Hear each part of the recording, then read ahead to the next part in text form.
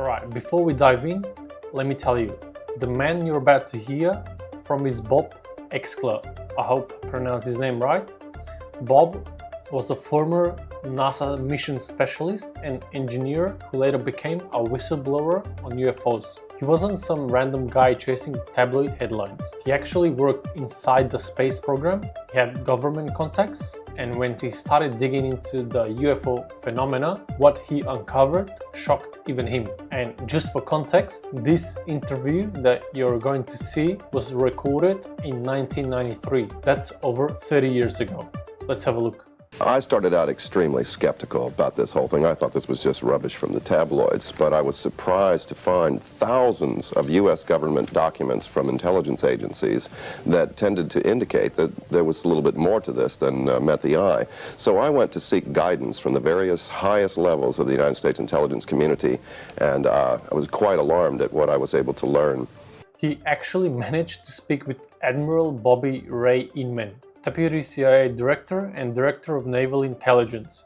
And according to this conversation, the US government does have alien craft. Not just wreckage, not just debris, but fully intact ships. Some even operational, which suggests these weren't just crashes.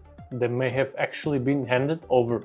Well, I had contacted Admiral Bobby Ray Inman, who was the head of the National Security Agency in the United States, Deputy Director at CIA, Director of Naval Intelligence, and a variety of intelligence posts, a technologist, and clearly someone that if this was really accurate, that there really were UFOs and non-human intelligence around, this is a man who had to know. So I was able to contact him thanks to a contact through Admiral Lord Hill Norton here in the UK.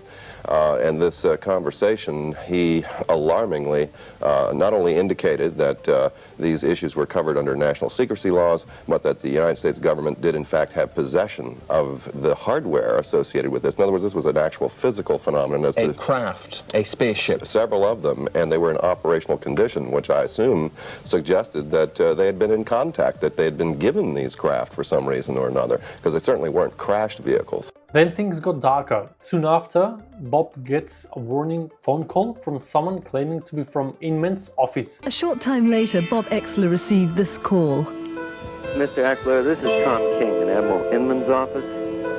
Yes, you would be breaching confidence and/or violation of the secrecy laws in discussing his involvement in any matter.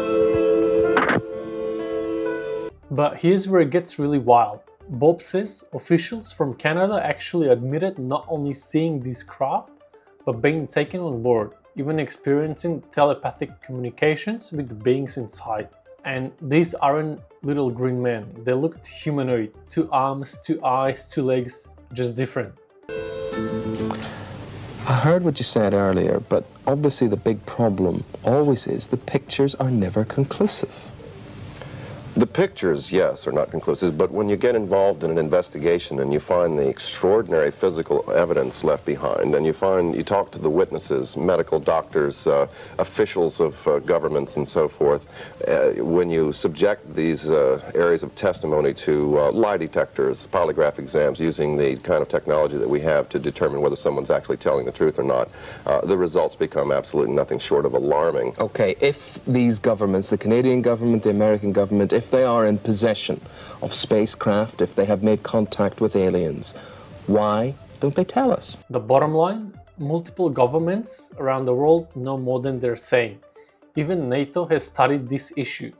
Presidents like Ronald Reagan even hinted at it. Yet the public still gets the same old tabloid jokes. So here's the big question. If high-ranking intelligence officials are admitting that these ships are real, operational and not human-made, then how much longer can governments really keep this under wraps?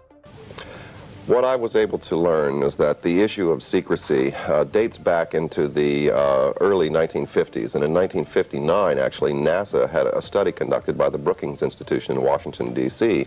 addressing the issue of whether this alarming issue of a confrontation with an extraterrestrial culture should be released to the public, this information. It was determined that there would be grave consequences for just an overt public pronouncement by government government officials. So a determination... What does that mean? We would all panic? Well, not necessarily just panic, but the issues that it presented, not only theology, but issues involving economics, standards of monetary concerns. If you acknowledge type of technology that renders fossil fuel-related industries obsolete, Yes. for example, you have grave consequences economically all the way around the world. Of course you do. All our values are rendered So the determination was made that the only way to avoid this chaos would be through a slow indoctrination process over a matter of decades. Well, Admiral Inman convinced me that these vehicles were not manufactured by human technology, so that's pretty conclusive for me. We do have to come to grips with the reality that perhaps human beings aren't the only intelligence in the universe, and that they have in fact been here to visit in spite of projects like the NASA SETI project, the search for extraterrestrial intelligence in deep space. There are serious issues associated with this, and we have a mentality where we like to kind of poke fun at the issue through tabloids and so forth. Clearly the problem that we're confronted with here is that although technologically these beings may be more intelligent than us, we appear to be more advanced in areas of civility. We have emotions and things like that, and we have concern for our fellow man, whereas that doesn't seem to be the case necessarily in some of these other cultures.